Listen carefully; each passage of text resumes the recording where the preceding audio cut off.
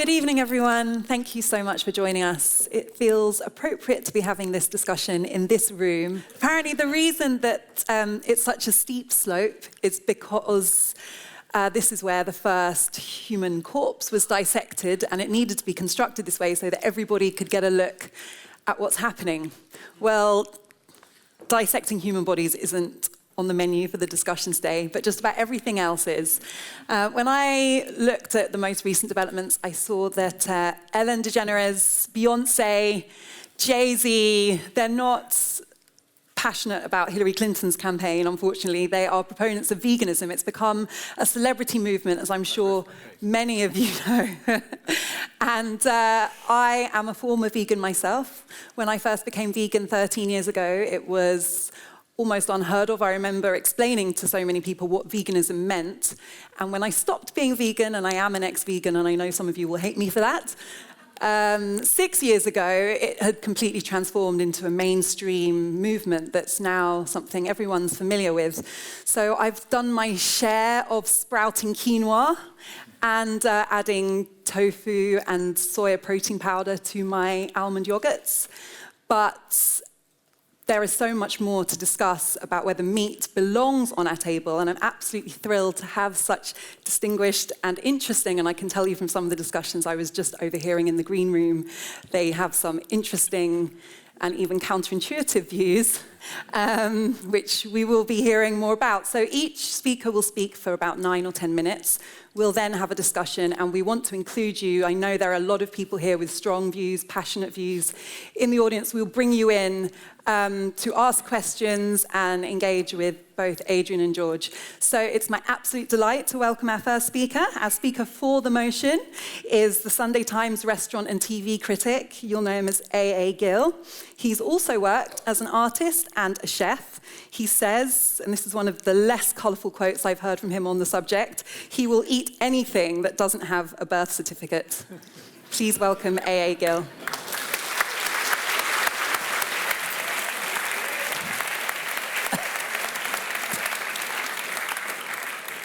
Good evening, I'm Adrian.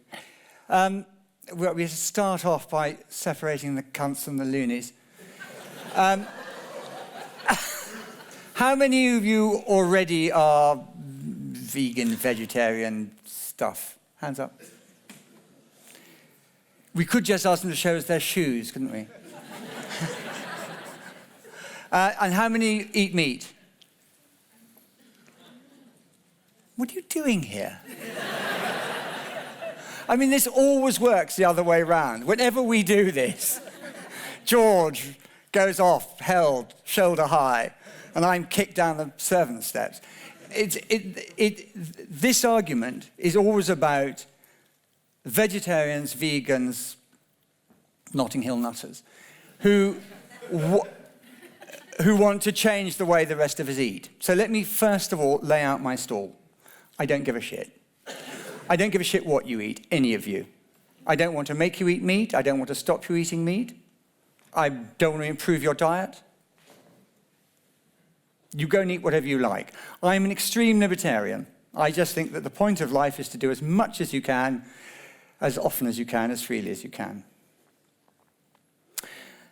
That being said, one of the most important things that ever happened to us as a species was that we ate meat. G.K. Chesterton said, it was a brave man who first ate an oyster. Well, it just wasn't. We all were derived from animals that had eaten oysters for thousands and thousands and thousands of years.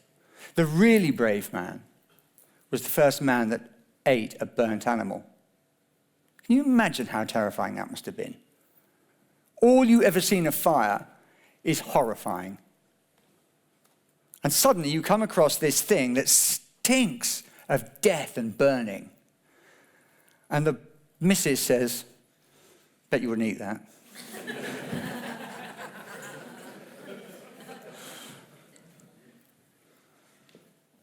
But he does.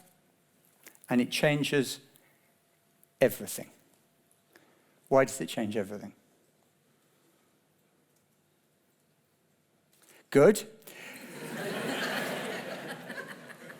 Protein. More important than protein, cooperation. Vegetable eaters do it on their own.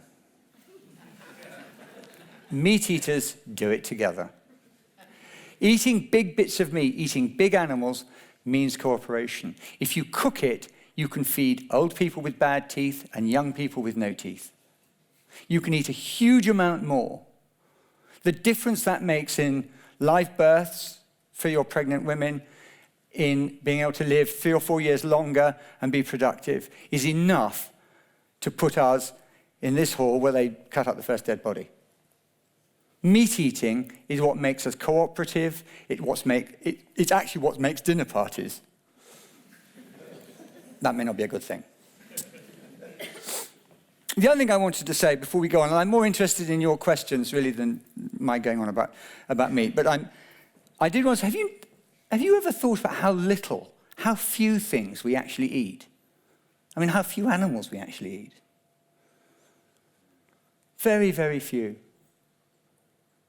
And there's a reason for that. To farm animals, you have to have the acquiescence of the animal. You can't farm animals that don't want to be farmed. It's not us making them do it. They have to see a point in being farm animals. And not many of them do. Guinea pigs. You all keep guinea pigs, don't you? Eating guinea pigs? Guinea pigs live in people's kitchens in Peru? Peru. In Peru, where they eat corn? Corn, yes. So they shuck corn goes on the floor, guinea pigs eat the corn. Every so often, someone goes down, beats a guinea pig on the head and eats the guinea pig. Now, that works for the guinea pig because they get a safe environment, they get to have babies, they get to continue to breed, they go on, and occasionally one gets beaten on the back of the head. But the important thing is that outside the kitchen, the Peruvians also keep dogs. But the dogs don't live in the kitchen, they live outside the kitchen. So the guinea pigs don't want to go outside the kitchen.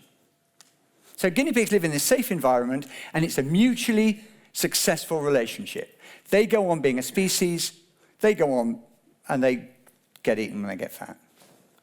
That works for them. The animal that most people wanted to farm more than anything else, right at the beginning of husbandry,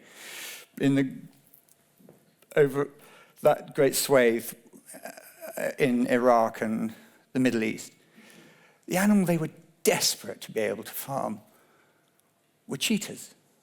Well, you would, wouldn't you? I mean, who'd not want to have a cheetah? You could hunt with it. I mean, it's just brilliant. Desperate to farm with cheetahs. But you can't. And they tried for thousands and thousands of years. And you can do it one at a time. If you find orphaned cubs, you can train them. They will live quite happily with people. What cheetahs won't do is they won't live with each other.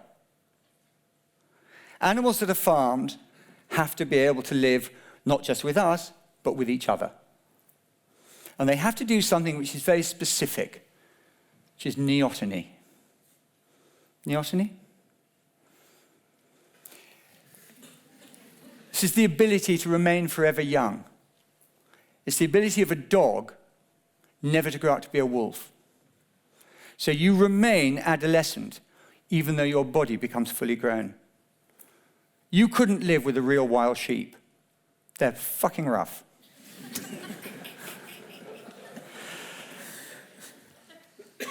You probably couldn't live with a real wild cow. Who would know? Has anyone ever seen a wild cow? No, you have. None of you have. The last one died out in the 17th century. They don't exist anymore. Cows made a deal with us. We look after them, we'd milk them, we'd farm them, and they would be one of the most successful animals in the world. They are. The wild ones, the ones who went, fuck off, I'm the Jimmy Dean of cows, died in Hungary. Appropriately. Chickens. Anyone ever seen a wild chicken? I mean, I don't mean just an angry chicken. I mean, like a wild chicken. Hardly. We're not entirely sure where chickens come from. Probably from Far East, bit of India, jungle fowl. So useless at being birds. Completely, they talk like drawing a short straw. What was the, can't fly, looks stupid. The one thing they had to get them through to the next generation was an ability to lay an egg a day. Very few things can do that, or would want to. But it made them very useful to us. So we said, look, fuck it. We'll get rid of the leopards and the dogs and the monkeys and the rats. We'll lock you up, keep you mostly away from the foxes. Just keep laying the eggs, one a day. And they went, really, is that it? It's chickens. Anyway, that's my bid for meat eating.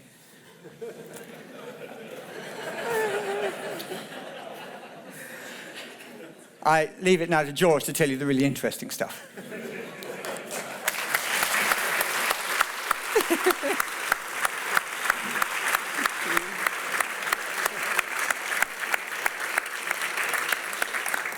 Thank you, Adrian. I told you there were some counterintuitive things that would come out.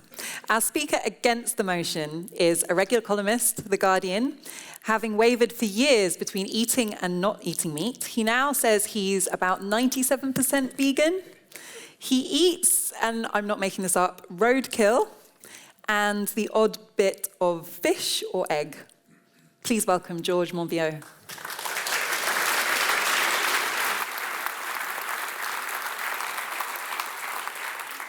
Well, Adrian and I disagree about almost everything, but I hate myself for laughing so much whenever he puts the opposing case. It is actually a pleasure to be contradicted by him, so thank you, even when I'm the butt of the joke. Anyway, I'm probably, by inclination, even more omnivorous than you are. I mean, I got lost once in West Papua, and ran out of food and ended up eating rats, snakes, stick insects, and got quite a taste for the unusual. And in this country, I've eaten grasshoppers and crickets and daddy longlegs and mayflies and caddisflies and earwigs and beetle grubs and woodlice. I don't recommend woodlice, they taste of soap. And just about every possible cut of meat and offal there could be, including every variety of roadkill except cats, dogs, and, as we established beforehand, cyclists, who get pretty sweaty under the lycra. I don't have the sort of usual profile, I suppose, of an almost vegan. When I was a young man, I worked on an intensive pig farm, and one of my jobs was after a 2-week freeze where quite a lot of the pigs died, and we weren't able to do anything about it because the whole farm was locked down with ice. I had to get rid of the pigs, the dead pigs. And by then they'd blown out like barrage balloons, and I had to burst them and then dig them out with a shovel. And after that, nothing can revolt you except parsnips, obviously, which are truly disgusting. So why this change? How come someone with such gross appetites as myself ended up as a nearly vegan? Well, it's because livestock keeping, and indeed fish catching, is just wrecking everything I love and am delighted and enchanted by in the natural world. And like all blindingly obvious things, it took me a long time to see it. It wasn't until I was living in mid-Wales that I began to realize that something was very seriously screwed up about everything I could see. Because whichever direction I walked in, there is, well, yeah, well, okay, it's Wales, but whichever direction I walked in, there was almost nothing there. Not just that there weren't any people, there were no trees, there were no birds, there were no flowers, there were no insects. It was just these wastelands of basically more grass and nothing else. And the reason for it was a single agent of destruction, the white plague, the woolly maggot, the invasive ruminant from Mesopotamia, the sheep. The hills had been comprehensively shagged. And not just across Wales, but across all the uplands of the UK, the places which should be our great wildlife refuges, because there's absolutely no sodding point in farming them because they're so unproductive, have been reduced to wet deserts by the sheep. They have been sheep-wrecked. And I did a calculation the other day with the help of a researcher, and we haven't quite refined it to the level at which I'd be happy with, but it's roughly this. The first bit we know for sure, that meat from sheep, in other words, lamb, mutton, and hogget in this country produces about 0.4% of our diet in terms of calories. Yet, sheep keeping occupies roughly the same area as all the arable and horticultural crops that we grow in Britain. All the grains, all the potatoes, all the oil seeds, all the fruit, all the vegetables, for 0.4% of our diet. It's a fantastically wasteful, profligate use of land to produce us with this boutique product, the lamb chop. And when you think of what could be there, well, when you think of what was there before the sheep, this fully automated system for environmental destruction, is let loose to just nibble out all the palatable plants, the tree seedlings, all the rest of it, reducing the place to a wasteland, well, it breaks my heart. And then when you look at what's going on worldwide, you see something very similar. We have television chefs all over the place saying, stop eating meat from these indoor intensive farms where the pigs and the chickens and stuff are kept because it's so cruel, as indeed it is. Eat free range instead. And all you're doing by that means is swapping a disaster for animal welfare with a disaster for the natural world. Free-range chickens lay down this scorching carpet of reactive phosphate, chicken shit, which whenever there's a heavy rainfall, straight into the nearest river. Pigs do so much damage to the structure of the soil that a friend of mine calls it open-cast pig mining. As for sheep and cattle ranching, well, they are now the foremost cause of wildlife loss and habitat loss around the world. Staggering amounts of destruction caused by our appetite for meat. And, it's not like the indoor animals don't do any harm either. The amount of soya and maize, these two great planet-ripping crops which are fed to them, ensures that they too have a massive impact. In fact, if you want to eat less soya, eat soya. Because the really inefficient way of consuming soya is doing so through the meat of an animal which has been eating soya.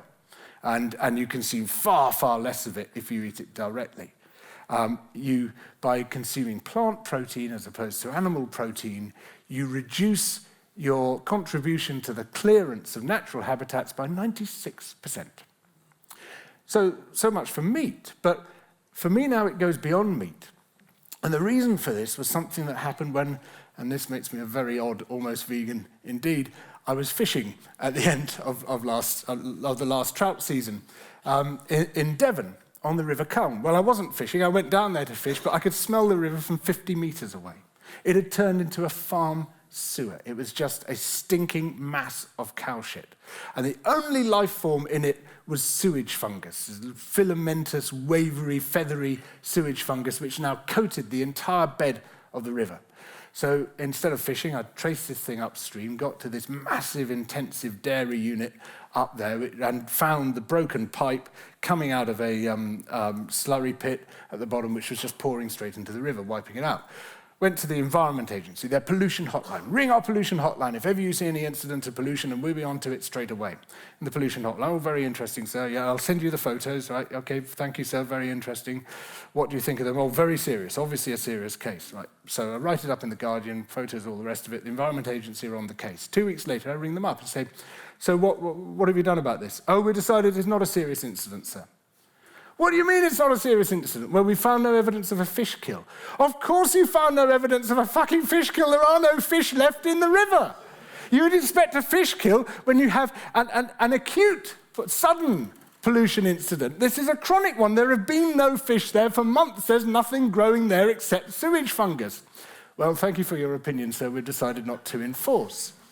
And then I wrote that up, and I had 2 separate whistleblowers from the Environment Agency got in touch. This is the instruction right across the board now. We do not enforce against basic farm pollution that's taking place in our rivers. I thought, right, sod it.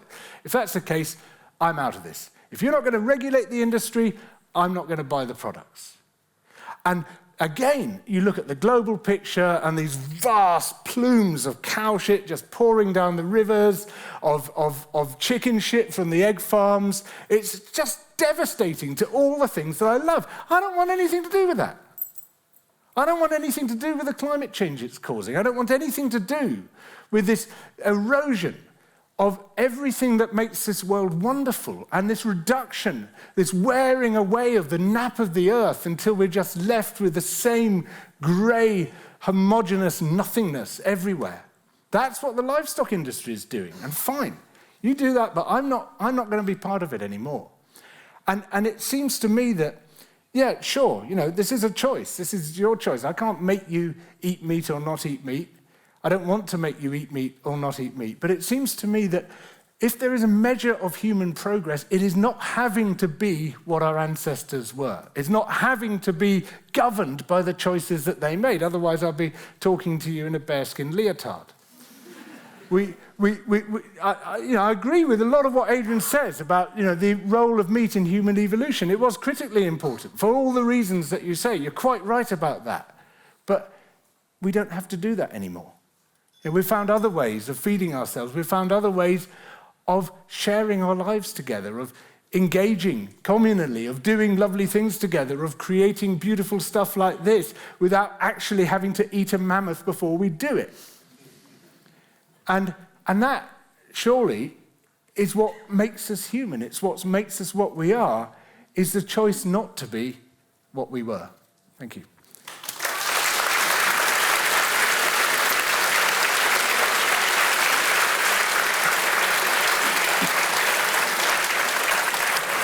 Thank you, George.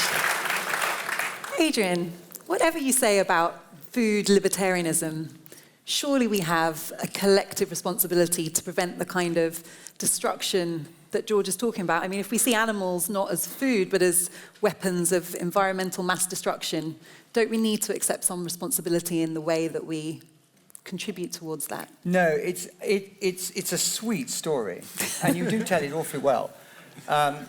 Bless you. But it's entirely fallacious. And the thing that's wrong about it is that how many of you believe that nature has a balance? That nature is this finely wrought, even, beautiful, complicated tapestry of interrelated things that all lean one against the other and make it all perfect and wonderful. Because if you do, and it's what George believes, is you're entirely wrong. Nature works on cataclysm and accident. We are all competitive. We were born competitive, we grew up competitive, we were evolved from competition. There is no right way for the world to be. There was no moment where George's world was just, keep it there, don't move. That's it, now, right now. There was no marvelous time when the uplands were just that nice little bit of woodiness and not too many thistles. And it didn't exist. We all get on because something else fails. The natural role of existence is to lead to extermination. That's what happens to most things. We've been immensely successful as a species. That's not our fault. That's our brilliance. What I mind about George's view of the world is that there is nature and then there's us. There's everything else. There's all the glory and then there's me. Twat. Greedy, fat, farting, slovenly, slothful, uncaring twat eating things with eyes.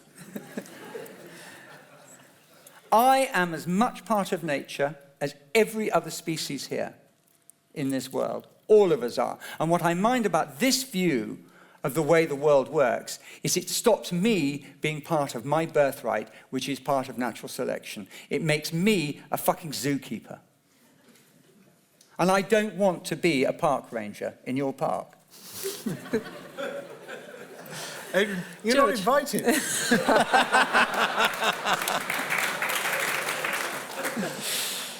Well, look, it's very sweet of you to tell me what my beliefs are. But, and, obviously I see, the world is full of cataclysm. Always has been. There's always been cycles of destruction and extinction and then rebirth and stuff. But, what we're doing at the moment is holding it down. We don't let go. We don't sort of suddenly hit it and then say, all right, well, we've done the damage for a couple of million years. We'll sort of leave it alone for a bit. We just keep on the case all the time, just knocking and knocking and knocking it back. And within my own lifetime, I've seen massive changes. And actually, my concern is not for some abstract thing we call nature, because as Raymond Williams says, nature is the most complex word in the English language. What does it even mean? We're part of nature, we're not part of nature. I don't know what that means. My concern is for my own feelings and people who also have those feelings about seeing this mass destruction. That was the bit I was going to get to, the vanity. Yeah, it is vanity. Of course it's vanity. But then we are all vanity. Everything is vanity. We love this building because it reflects something that's inside us or we would like to be inside us. Anything we love. It's the same. We love our children out of a kind of vanity in the same way.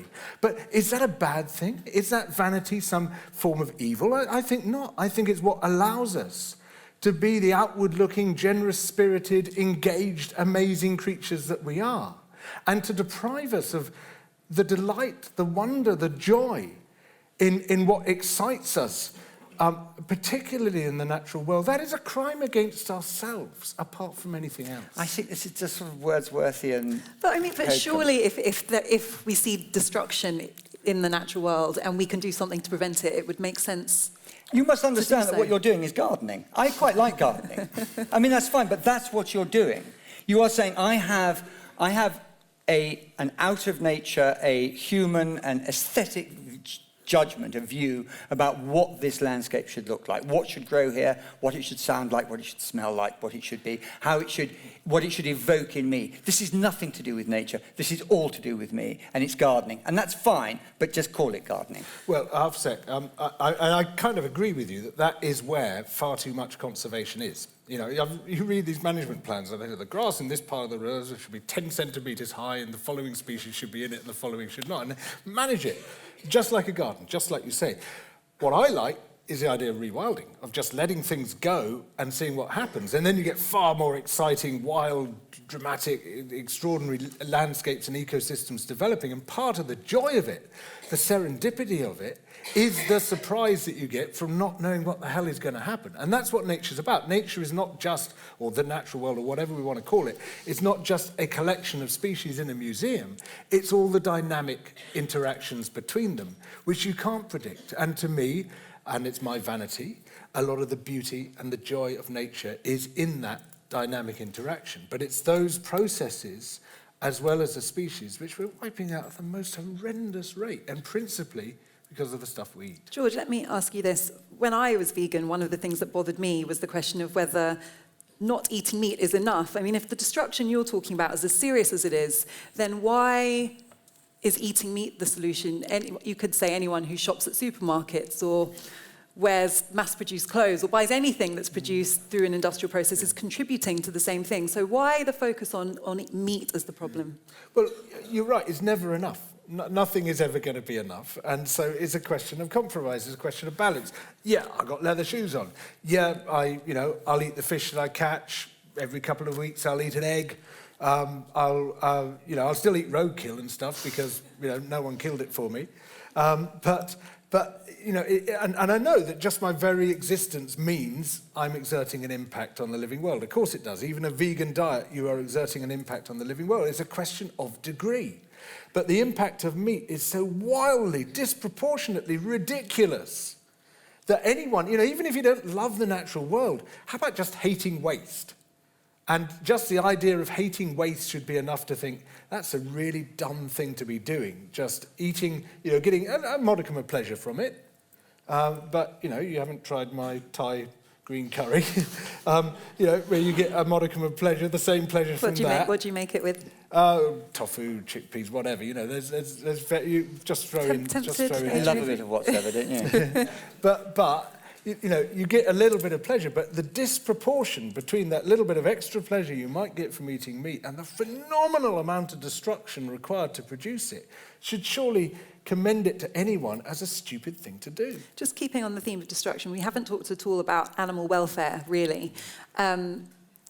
Adrian. This is going to be fun. Have you ever killed anything? No. And what do you feel about mass intensive farming that is well known to cause I've hardship killed to lots animals? and lots and lots of things. Famously, I shot a baboon. And I shoot for fun. I shoot birds. I've shot buffalo. I've shot deer. That's about it. I don't like fishing. Wet knitting. Wet knitting. You clearly feel at ease with the idea of killing animals and not necessarily for consumption. But I eat everything, or someone's eaten everything. I mean, I wouldn't ever kill anything because it's got a spotty coat. I mean, it's only about food. And I started off as a vegetarian. I went to a vegetarian boarding school, the only one in the country, sent by my hippie parents. I suspect that has a lot to answer for. Yeah. do you know? I think we just got to the nub of it, haven't we? We just stopped the rest of the debate now. We know what this is all about. The only other inmate you'll have ever heard of was Michael Winner. Jeez, that place must be closed down. And then when I stopped being vegetarian, I decided that I would, if I was going to eat meat, I had to be prepared to do the whole business myself. You can't just jump in when it looks like a brick. So I started gutting animals and then killing them and eating them and cooking them and skinning them, and I still do that. And I derive an enormous amount of pleasure from going out and finding and catching, getting my own food. Do I care about the pain that animals that have inflicted on them? Up to a point. I think that the obsession with the last 3.5 seconds of animals' lives, which is what the argument always comes down to, is, again, a desperate vanity. It's about us. It's about how do I feel about killing this animal. It's about, is an animal, a halal animal, slightly worse off than a kosher animal? Who gives a fuck? Really? Those things I don't care about. I think it's unpleasant if you see animals that are badly husbanded anywhere. Animals that are kept in, crates that are too small. And as a food critic, how do you feel about the worst meat thing, by the way? produced How that many way? of you eat soft-shell crabs? Don't. If you ever saw the agony of a soft-shell crab home, you never eat another one. I didn't think we'd get some compassion from Adrian. George, your argument is more about the environmental damage than animal welfare. Even bursting those pigs didn't inure you to... It's not that I don't have concerns about that as well. I suppose, I was going to say like Adrian, but actually there's nothing like Adrian. I don't have nearly as much of a problem with shooting a wild animal that's had a reasonable life than keeping an animal in really crap conditions for the whole of that life. And, as I saw on the pig farm I worked on, as I've seen in endless broiler and battery chicken units and the rest of it, animals are treated really amazingly badly. We think of ourselves as a nation of animal lovers, and we lavish great affection on our dogs and cats, which means that largely feeding them on pigs and chickens and other animals which have been treated terribly in order for us to lavish that affection on them. And yet you take a pig, just as intelligent as a dog, just as capable of suffering as a dog, and they are kept in really, really horrible conditions, and it's getting bigger, the scale of it's getting much bigger. Sorry, can I jump? I don't want to interrupt you. Can I jump in there? Because I think this is another thing that I have a bugbear with, which is the hierarchy of suffering, which is that the closer animals are to us, the more we can identify with them. Again, the vanity. The more responsibility we have for them and to them. Therefore, chimpanzees, obviously, they should be honorary people. And But, abalone, fuck them. But isn't it about the capacity for suffering? I mean, No, the I don't abalone's think got it, a much more I don't basic think nervous in the system. natural world, the threshold for the right to life should be having a nervous system that's nearly like mine. Well, I'm not really arguing about the threshold for the right to life. But it is I'm hard to arguing draw the about line. So argue about the threshold for the right to life. It is hard to draw the line, isn't it? If you make a kind of sentient capacity to feel pain argument for not killing animals. But this isn't about plants, there's some evidence can feel pain. That's why some people believe in only eating things that fall naturally from the tree. Where do you draw the line? It's not about drawing hard lines. It's about saying, look, if the capacity for suffering is very high, then we should be more concerned about that suffering. And it's as simple as that. It's not a complicated argument. And we have a particularly high capacity for suffering because we are so bright and we've got such a highly developed central nervous system. But there are many other mammals in particular which are also pretty bright and have got just as developed central nervous systems as we have. Their capacity for suffering is very great. I don't think that should be the criteria. I think that everything is part of nature. Everything has the right to be part of it. But everything dies in it, and everything gets eaten. Everything gets eaten.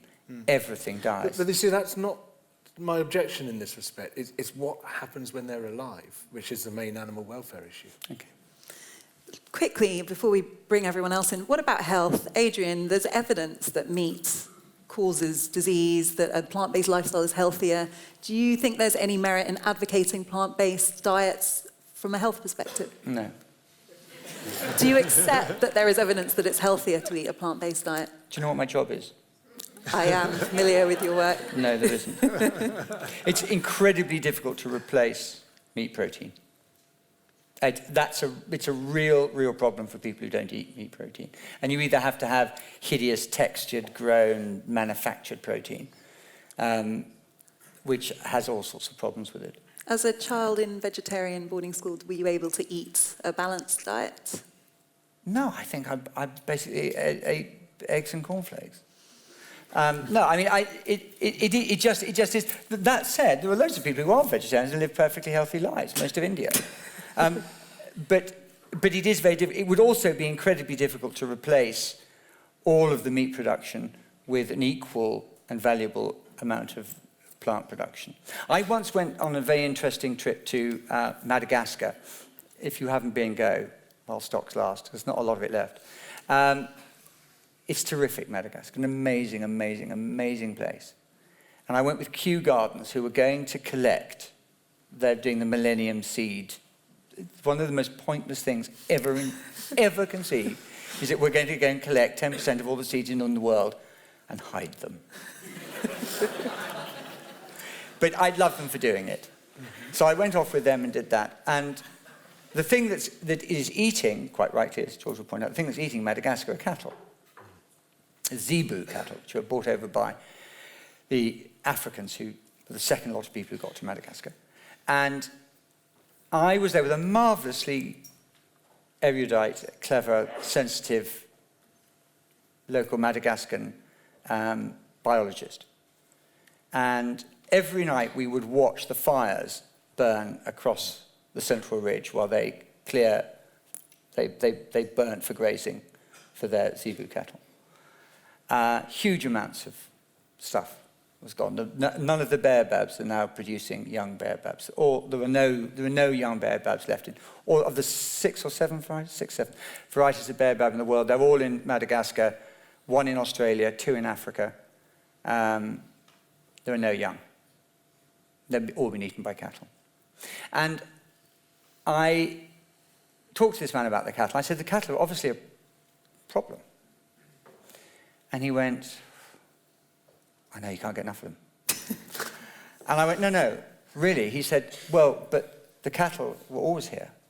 And I went, no, the cattle weren't always here. Cattle were brought over here in the 16th century. He went, no, cattle have always been here. There have always been zebu here. As long as there have been people here, there have been zebu here. My people came with the cattle. And you go, I don't think that's probably quite right. He was a biologist. He was a scientist. He'd been trained. He was incredibly clever, very nice. I couldn't argue with him. That was his culture. That was who he was. They are so tied up with the idea of being cattle-rearing people that that's what they do. That is who they are. I wasn't going to say, look, I'm terribly sorry, but George is going to really have a go at you when he gets back. You have to understand that the way people eat, what they do, how they live, is as important as all the other stuff. It's as important as you getting fucking trees on Scharfell or whatever it is you want. Those things, the way our culture works and the culture of our food and how it matters to us and what we grow up with, what we grow with, is really important. And you can't just dismiss it because it ruins your view. Can't we have new cultures? Go and invent one. Go on.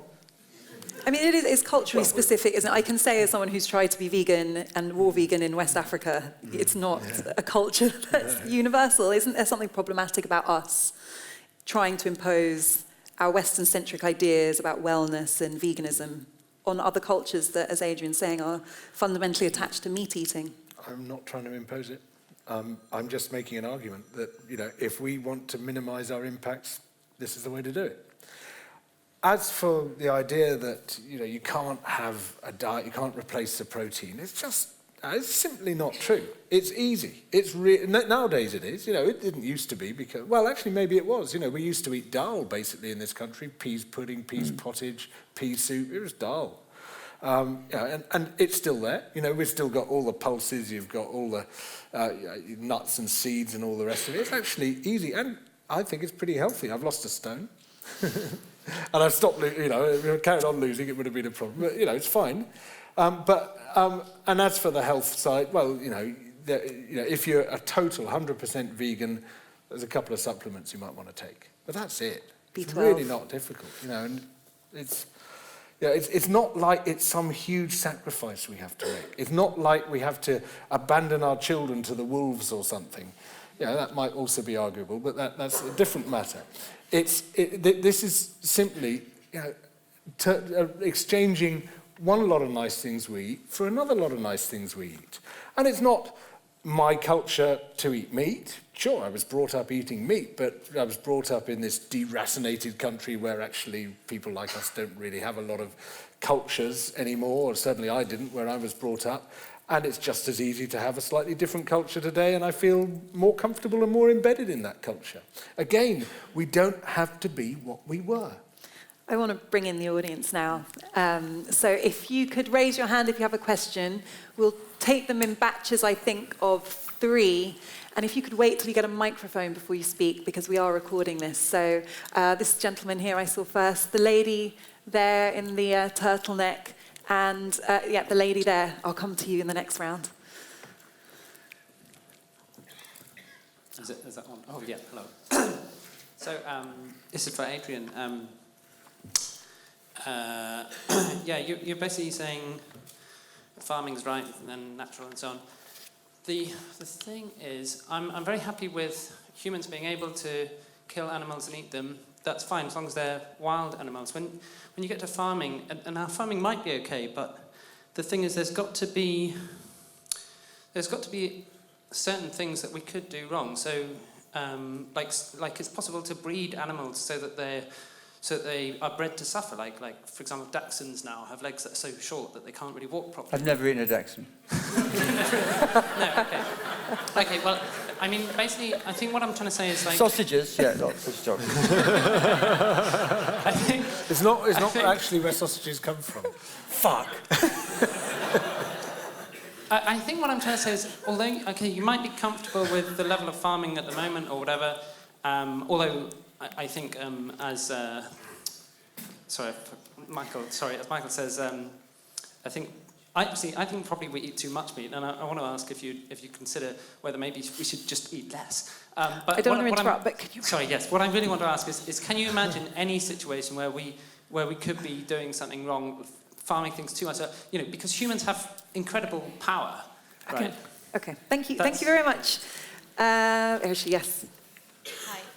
I've got a comment and a question.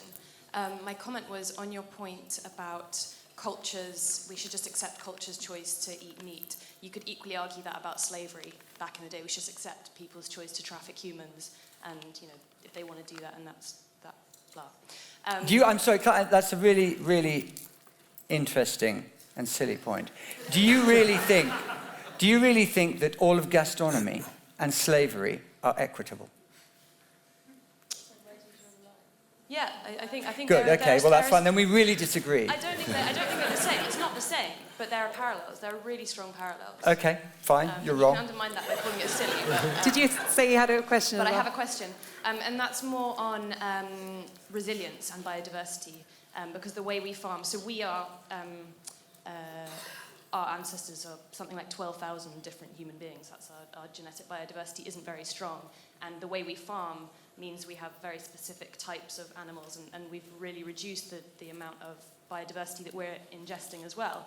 And so we're not resilient at all to superbugs and things like that. So there's a massive issue there as well. Thank you. I'd like to hear your comments on that. Thank you very much. Yes.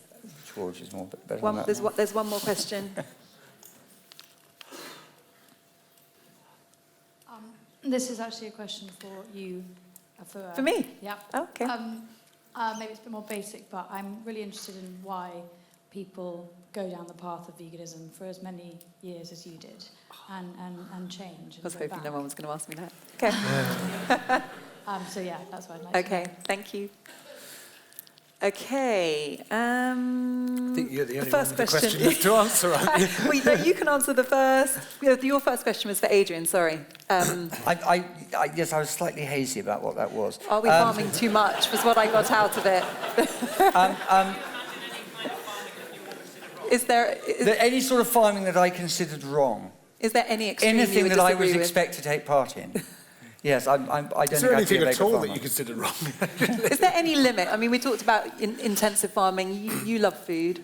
You care about the quality of food. Is there any extreme that you would say, I would like this to stop?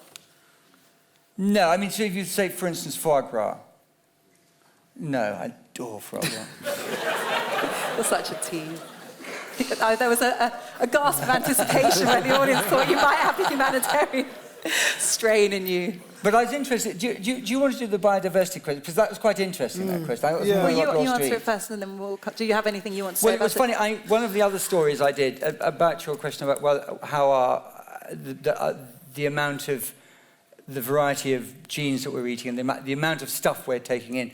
I did a really interesting story years ago with the Bushman, who I ought to call that, but I can't say it. In Botswana, and I went to a place called Kai Kai, where they've been gathering for over 30,000 years. The same people have been gathering for over 30,000 years. And we went, I killed a thing. What's the thing with spikes on it? Porcupine. That's it. We ate a porcupine. The really interesting thing about porcupine is that porcupine has got a layer of fat underneath the spines, which is is fatty, but it's also muscle. And they lay it on a fire and cook it, and it's completely delicious. It goes sort of porcupine crackling. It's lovely. And while they're doing it, they make jewelry out of the spines. The Bushmen have a wider variety of DNA than almost all of the rest of the world put together. They may still have it. They said it's incredibly, but hasn't done them an awful lot of good. Anyway, that was that. And I think we know what you think about the slavery comparison. George, on biodiversity and also the comment that the way we treat animals is akin to slavery. On the first thing, I think the more interesting stuff... Sorry. It's all right. I think we've talk got about it. The thing about the biodiversity, actually the more interesting point is the diversity of antibiotics. And what we're now facing is the antibiotics which humans need being basically squandered on farm animals. And there's a finite supply of the diversity of antibiotics which can be used to treat us. And if they're being sloshed around all over pigs and chickens and cows and the rest of it, then that supply runs out. And that to me, is another very powerful reason why we shouldn't be eating meat. As far as the sort of slavery analogy is concerned, I think, sorry, to make sure we get it right, I mean, the argument that you should have a relativist approach to different cultures is like saying you should let people practice slavery if it's in their culture, for example. What do you say to that? I mean, look, I don't see a moral equivalence between eating meat and having slaves. I understand the point that was being made. I think there is an interesting analogy between the anti-sugar campaigns in the 18th century and the anti-meat campaigns today.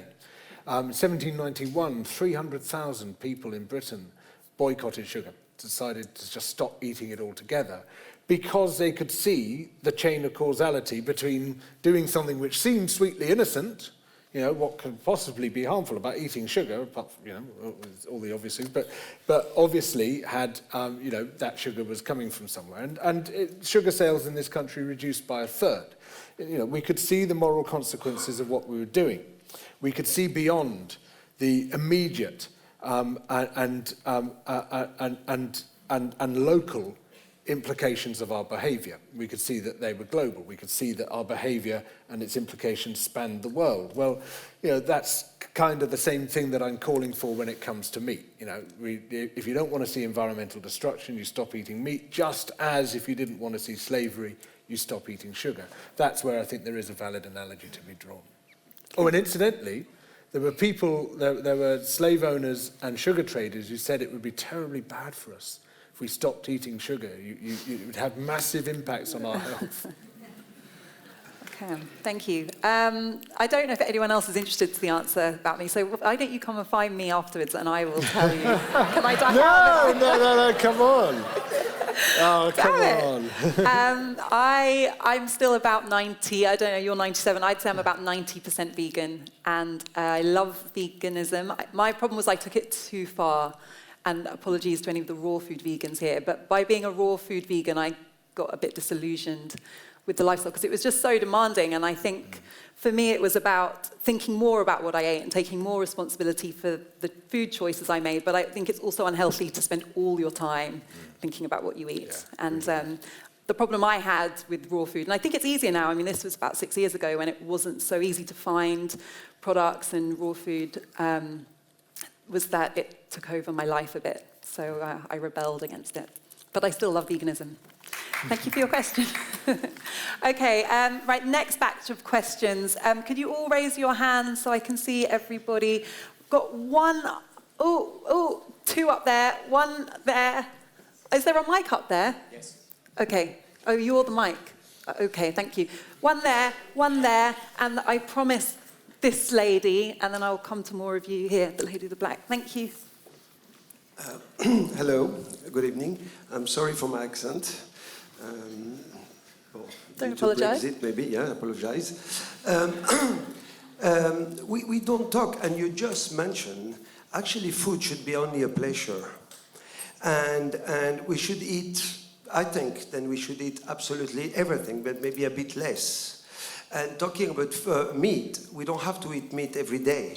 We can eat fish, meat, vegetable, and other produce without being totally focused. What I see recently, it's people have created trauma and sickness, mental sickness, because they're talking about food all the time. They're judging, they're giving that to their children who grow up with anorexia. And I mean, food should be only a pleasure and not a trauma. That's something which I'm quite amazed, and I came for that today. Then we're spending our time since 17 years. We've been living in a beautiful world, because honestly it's a beautiful world, and we're so lucky, especially in the Western world, to live without any problems like we did. And we're creating. I'm gonna stop. We're creating problems which we don't have any. All you have is to balance your life and eat a bit of everything. Okay, thank you very much for that question. There was one more up there. Well, we will answer it. Hi, I have a question for Adrian. I was interested by two things. First of all, your kind of affection towards the liberal, natural order of things, and the kind of chaos and so forth, and how that leads you to feel quite comfortable with, people taking whatever decisions they want around meat and so forth. But then also, counter to that, a similar affection to sort of sustaining certain cultures around meat and meat cultivation and those kind of cultural practices around that. And I think that's actually under threat when you look at things like certain companies trying to synthesize meat. Obviously, it's possible that soon we will be able to synthesize meat that tastes as good, but doesn't involve animal rearing or any of those kind of cultural practices that you also hold dear. So, the question is, how do you feel about woven meat? Those new businesses that are emerging that are synthesizing meat that could taste as good, but actually threaten the livelihoods of those old businesses. Thank you very much. Thank you. And just a reminder, can we keep questions, this isn't personal to you, I should have said at the beginning, try to keep questions brief because there are a lot of people who want to ask them and I'm keen to get everyone in. There's a young lady here, yeah. Hi, my question's for Adrian, and it seems to me that you're very clear that you agree with meat eating and you'd eat anything that doesn't have a birth certificate. And I appreciate that you're secure in that decision, but I was wondering what your reasoning would be behind that and what your justification would be, rather than just sort of, I don't give a shit, as you've said many times. And I appreciate your humour, you made me laugh, but on a serious note, how do you say...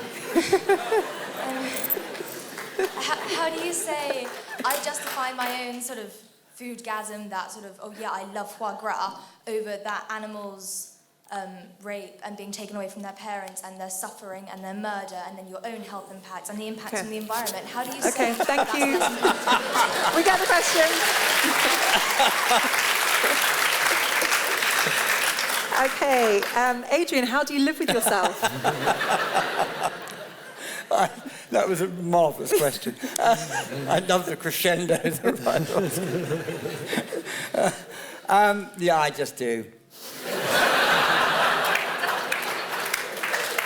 Come on, Adrian, give us more. Have you ever laid awake, with the image of an animal you killed that day kind of haunting you? Or not haunting me. No. Have you ever seen anything that's made you question killing and eating animals? Have you ever been to a factory farm? Yes. That didn't make you question? I didn't want to work there. No. No, sorry. It's the old, psycho thing, really. And while we're on you, Adrian, there's another question for you, which is... I tell you what is odd. Has anyone ever killed a hare? That's tough. There's a very weird thing that hares and rabbits do, which is they're mostly mute. But hares scream when they die. And they scream like children. And... it seems to be a completely altruistic response. It doesn't do the hare any good.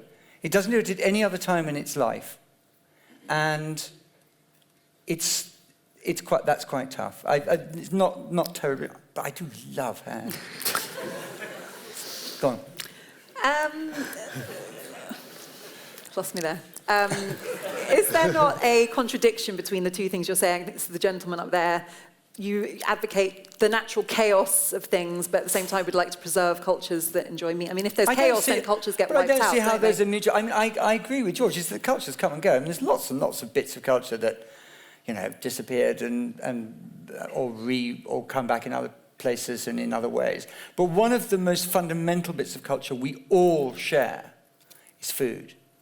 And it is absolutely central to our sense of ourselves and who we are, the food. I mean, you only have to think about it. Just look at Italians and how Italians feel about Italian food. I mean, it is what they are, who they are, what your mother fed you, where you grew up. In Scotland, we have an expression for the food of your calf country. Is that these are not things that you can just say, well, actually, why don't we just get rid of it? Adrian, our food culture has changed beyond recognition in this country. Of course, all the time. Constantly. I mean, we've gone from being completely indifferent to it to completely obsessed about it, with no happy medium in between. No, I think what you're obsessed with is is the medical and the No, come romantic on. I bit. mean, look, all the supplements are just stuffed with recipes for things where you can't possibly find the ingredients. And all people talk about now is the 3 R's, is recipes, resorts and renovations. There's no other topic of conversation. You go into a pub now, you know, to get a pie and chips, and you go, oh, beurre à l'oignon en croûte for like $15.95. No, You're going to have a velvet collar on in a minute. But pie and chips, what's wrong with that? That fucking old foreign stuff. But George, what I'm saying is that look, these things are about as unfixed as they could possibly be. It's this incredibly dynamic food culture we got in this country. It's all new. I'm not disagreeing with you, but it is dynamic and it is a culture. But are you not? Why do we have to latch on to things that were in the past and say we've got to preserve that? I'm not saying that. I'm saying it should all be movable and it should all be what you want it to be, not necessarily what you think would be better for us to keep sheep off hills. Yeah, but George, I'm not even going to bother. let me just ask you, food culture is so fluid and dynamic, but are you not underestimating the kind of emotional attachment people have to things that maybe they did grow up with, or to them evoke part of their national or religious identity, and those things might involve meat, and is it really fair to expect people to abandon them? One of the most powerful meals in the world is Passover. I mean, it's a really properly moving thing to take part in. Shit food. Of course. You really enjoyed that. Of course it's true. Of course it's true. You know, people have attachments to that. That's fine. And I also have attachments to the living world. And I say, well, there's my attachment, there's your attachment.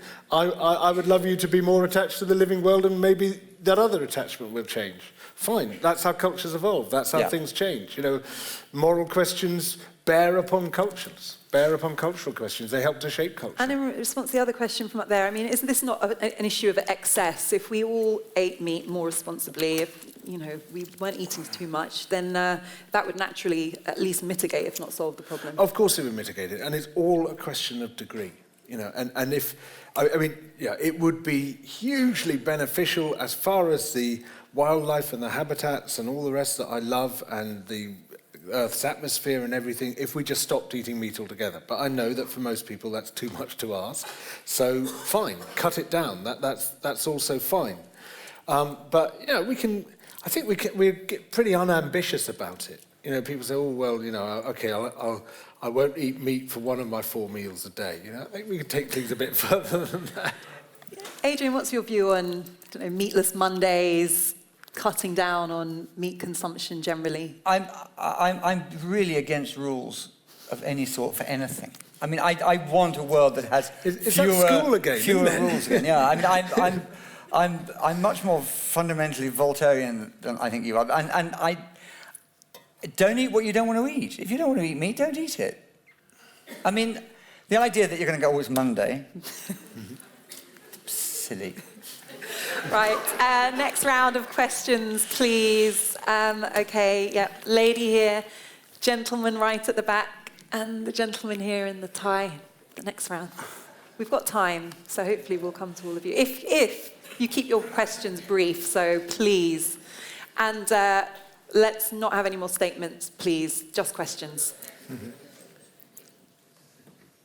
Just a very brief introduction. I've been vegan. That's not a promising start. Vegan for 41 years. It's possible, and I don't wear leather shoes. Since you were 3. Adrian, you're a libertarian, but what about the liberty of the animals? And if you think of the chickens that you eat, nearly all the chickens in the world, and we eat 50 billion of them every year, are bred to grow so fast that 1 in 4 of them is seriously lame and in pain for the last days of their life. Is that okay? Yes. Are you happy to dress that chicken up in spite of the No, suffering of its heritage? yes, it's all right. Okay. It's okay. Thank you very much. It's fine. And the reason is that I can't impose my human libertarianism on a chicken. I can't say, I'm giving this to you as a chicken. It's a chicken. Eat it. Yeah. Just a quick one. Nice shirt, George, by the way.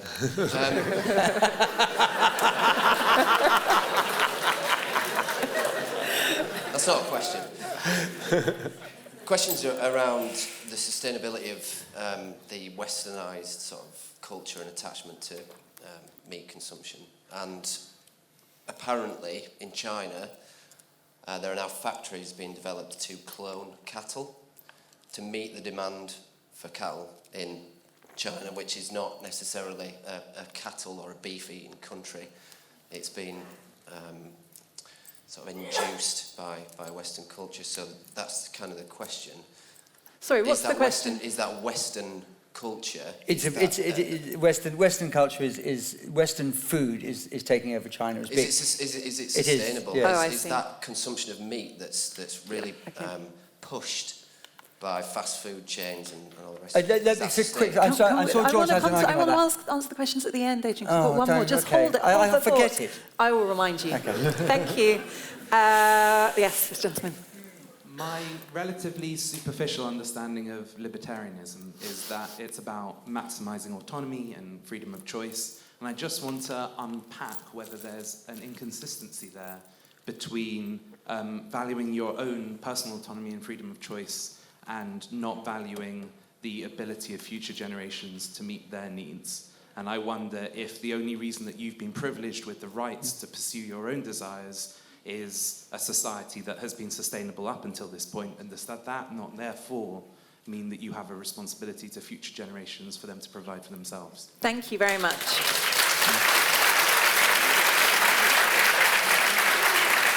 Adrian, we're borrowing the earth from our children. Oh, do you want me to answer that one? The difficult we finished, one. Why don't I do the easy You can one? answer them all now. You can start with him. No, that was an absolutely spot-on question, and I'm not. I don't have the answer to it. I think you're right, and I think that we absolutely have to think about what we leave behind us. But we have to also equally think about what it is we discard for our own vanity and our own sense of, medical, social insecurity. But I think that's a very valid point. The other one I've forgotten now. What was the other one? You're just doing that to punish me. Western consumption. Oh yes, is I'm going to turn that question around. Will you go and stop the Chinese eating beef? Yeah. I'll just chuck my cape on and fly over there. No, because I mean you have to say, don't you? You have to say, well, the Chinese they're going to start eating beef, and it's not their thing at all. I mean, well, you go and stop them then. That seems to be freedom of choice. If you want to eat hamburgers in Peking, why not? And the question is it sustainable? Not whether or not you should. Is it sustainable? So can the globe, can this world? Well, if it isn't sustainable, who's going to stop them? There's over 1 billion people in. George, are you going to stop them? Wait, hang on a minute. Are there two questions of would it be good to stop them, and practically can you stop them? Well, would you stop them? But the answer is, would you go and stop people eating meat? That's not answering the question. That is the question. How many of you think people should tax meat to the point where only very rich people can eat it?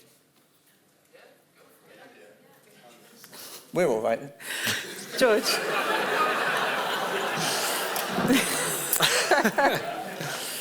Well, look, the only way we give ourselves moral standing is to be not complete hypocrites. Of course, we're all hypocrites. There is the only alternative to hypocrisy is cynicism.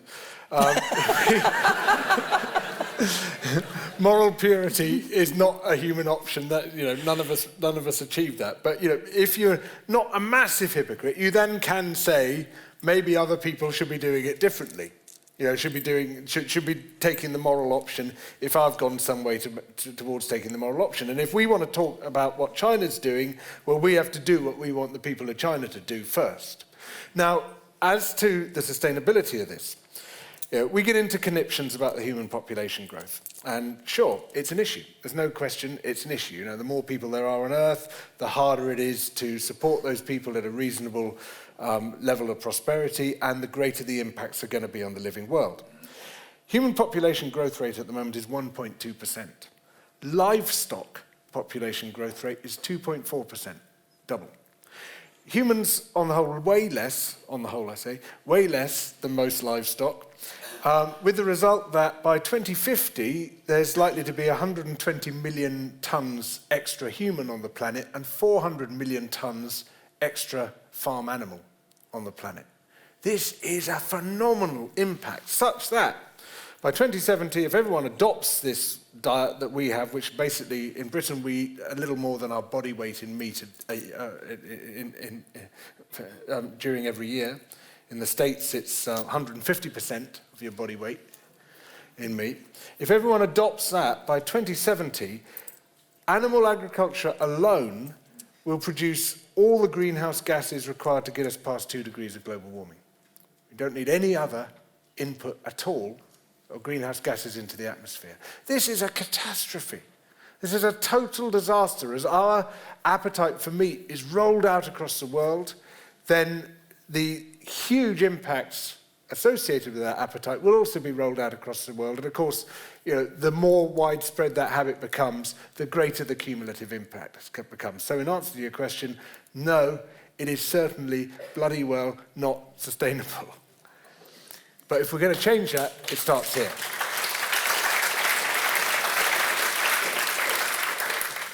Okay, we've got time for one, possibly 2 more rounds of questions. Yeah, the 2 people at the back there have had their hands up very patiently, and this lady here.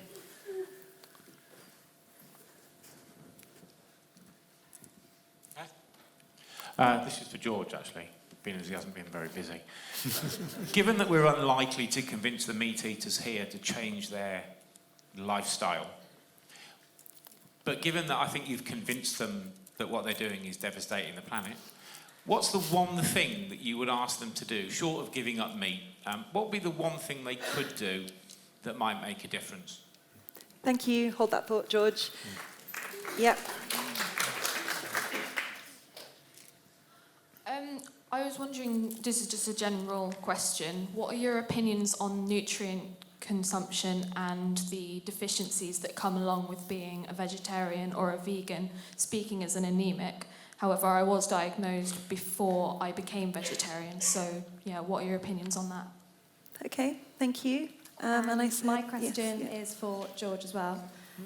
We talk quite a lot about demand and reducing kind of our demand, but do you think that's actually realistic, or do you think that much more needs to be done in regulating the supply? Thank you. Okay, George. Oh, right. Well, look, the first question, it's just really difficult to get people to do anything which is in the wider public interest or the interests of the living world. Whatever it happens to be, fly less, get a smaller car, stop using your car. Whatever it happens to be, it's really, really hard because it requires, apart from anything else, a leap of the imagination. You have to be able to connect that action with its consequences. And a lot of people, most people don't want to go there.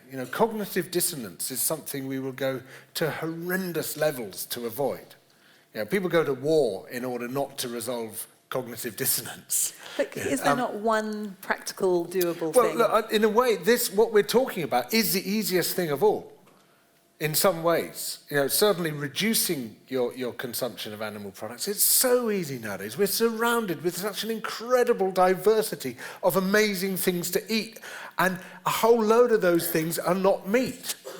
It's really easy to have great meals which don't involve meat, in fact, which don't have any animal products in at all. So I would put this actually at the easy end of the wedge of things which I want people to change, not at the difficult end. We could say to yourselves, I'm going to eat 50% less meat. The next week you could say, I'm going to eat another 25% less meat. And you could just taper it down. And, you're not going to have some huge disruption, painful disruption to your life. It's generally going to be pretty good. As for the question of anemia, maybe this is an issue. I don't know. I don't know the answer to that. I don't know anything about anemia. I know that there's loads of iron in green vegetables and stuff. But whether people who have anemia should be eating meat, I can't answer that. Any nutritional advice, Adrian? No. Is it part of your argument that it's nutritionally more sensible to eat meat? In my experience, wide and broad, nutritionists tend to be people who failed to get into nail paths. Okay. That answers that. Actually, nutritionists are burnt-out environmental activists. Oh dear. They all become nutritionists. Somebody's going to have to speak up for nutritionists here. Somebody's going to have to. Adrian, I'll just come to you as well on, even though this question was for George, rules. We need more rules. Rules for what? To stop people eating meat, because they won't do it voluntarily. No. Yeah. I'm not signing up for rules. Even though you conceded that was a good point. We should care about the planet. I'm not a denier of climate change. I'm not a denier of the need to husband resources, any of that. I do believe that we don't and we shouldn't dump bits of our culture simply because they don't suit this month's Guardian. Everything should be tailored to this month's Guardian. George, do you agree that regulation might be the only solution? Yeah, it's not easy with food. I mean, look, there's all sorts of things you can do which don't involve rules. One of them is stop subsidising it, for God's sake. I mean, there would be no upland farming in this country at all if it weren't for subsidies. All that sheep wrecking is entirely down to public money because it's so unproductive. You're producing so little there, it simply would not be happening if we weren't paying for it.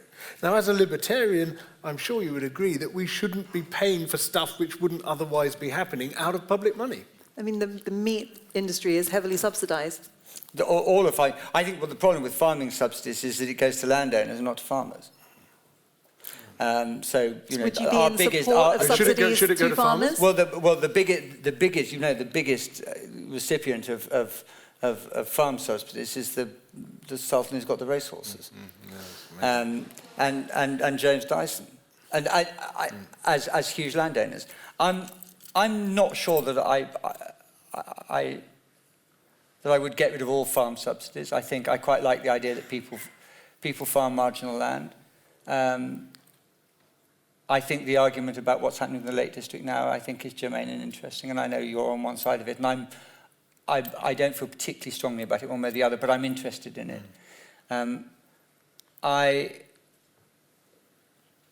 I quite like being around farmers when I go and see them, and I like what they do, and I trust farmers more than I trust nutritionists. We're back to that again. Okay, we've got time for 3 really quick questions. Yes, this lady here. Oh, there's someone up at the top. Oh, my last question. Who have I ignored? This is tough. Oh, you've had your hand up for a while. Okay, sorry to everyone who didn't get a chance to ask. I tried to be fair. Okay, yes. Hi, so I have a question for Adrian. So it's interesting that you pointed out vanity and sort of separation of nature and humans in George's arguments, because I think you could turn that around and kind of, if you look at what arguments you're making, by drawing the line at humans, is a kind of form of human exceptionalism. So if you forget how ridiculous it sounds and imagine we could eat human meat and farm and breed humans, what is your reason for drawing the line at humans? Why? Okay. Okay. I've got to cut you off just because of time. Adrian, do you think you the Soylent Green argument. No, don't answer it yet. Just remember. Okay. Thank you. Why is it morally okay to eat animals, but not okay to eat humans? Who is the next one? Oh yes. Hello. George, as a meat lover, I'm finding your arguments depressingly convincing. Tell me, if we took the sheep out of Wales, realistically, what would the land be used for? Thank you. Okay, thank you very much. Yes. Yes, I have a question for Adrian. A few years ago, you wrote an article about chickens in France and how these farmers were breeding specific breeds of beautiful chickens. And you brought 3 or 4 back to England, much to your wife's horror, and had a little chicken coop for a while, apparently in your home. And I was just wondering what had happened to these chickens that you love so much. Need you ask? Excellent question. Adrian, what happened to your chickens? I sort of wrote half a story a bit like that. Actually, I went and got the chickens with Lord Snowdon. I know he's a bit like France, but we went and did a fancy chicken show, and I absolutely fell in love with fancy chickens. They were amazing. Amazing. And the people who breed them and keep them, the taxi drivers who have them in their sheds and look after them and show them, it was absolutely riveting. And did you bring them back? Yeah, I did. I put them in my garden, and then the dog had a fit, and I gave them to Elizabeth Hurley. You're joking.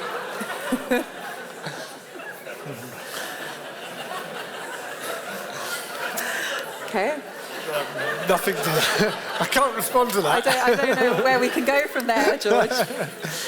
I love those silver lace Wyandottes. They're my favourite. Exactly. No, they were silver lace Wyandottes. Absolutely beautiful. Brought over by the Vikings. Really? Yeah. They're just stunning, aren't they? Chicken. The history of chickens. One day. Next time. Right, Wales without sheep. Yeah, no, interesting question. Very good question.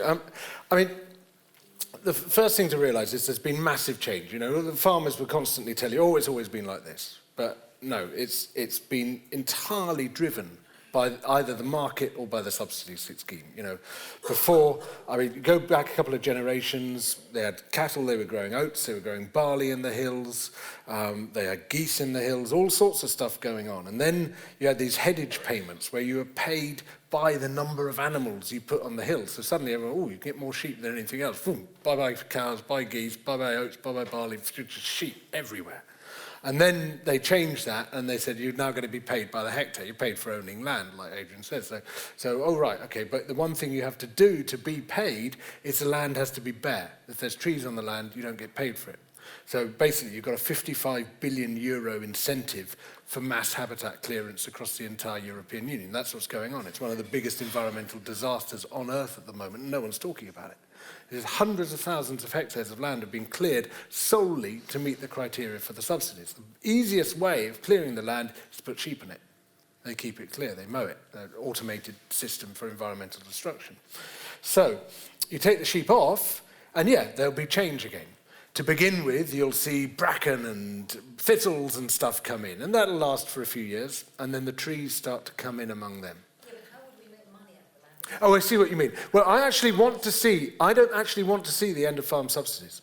I want to see those subsidies redeployed to environmental goods, and that means bringing back wild, beautiful, amazing places and stopping floods downstream and doing all sorts of other benefits. There's loads of work required for that, loads of work.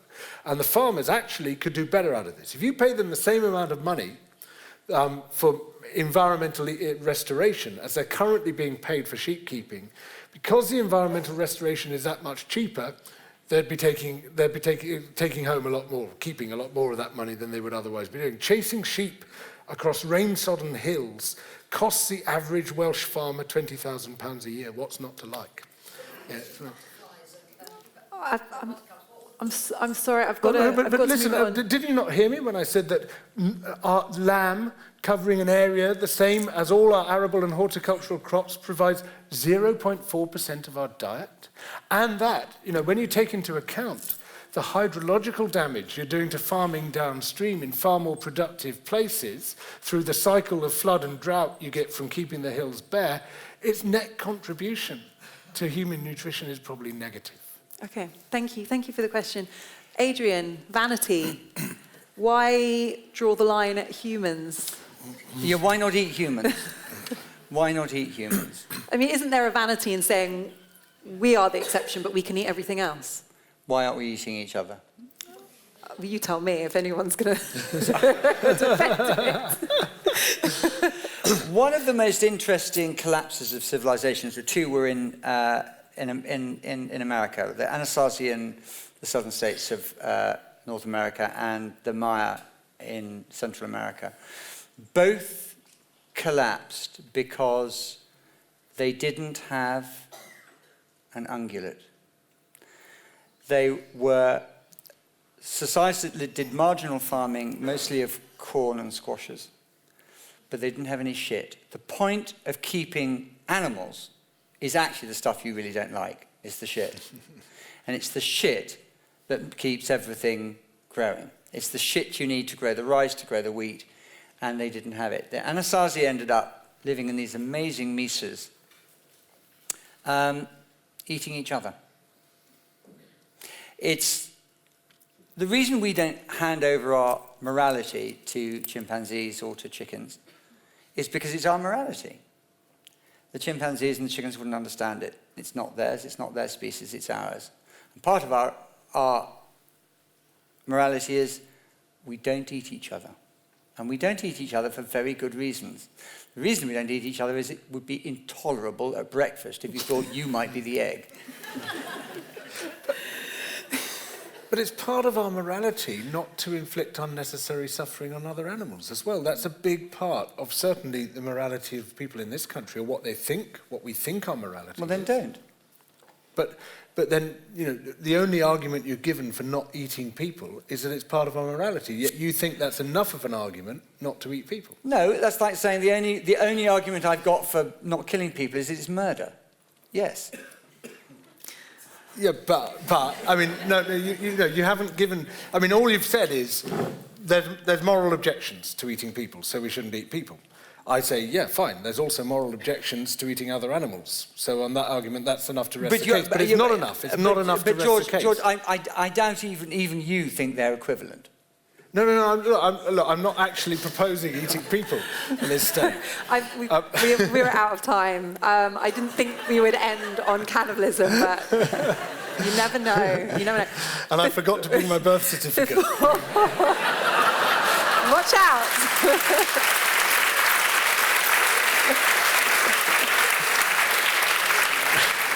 Before we end, Adrian did a straw poll at the beginning of how many people had meat in their diet. I think that was the question, which was the overwhelming number. So before we go, we want to know how many of you, after having heard the arguments tonight, would seriously think about making a change in your diet and reducing the amount of meat in it. So could you raise your hands if you're seriously considering making a change as a result of what you've heard here? Wow.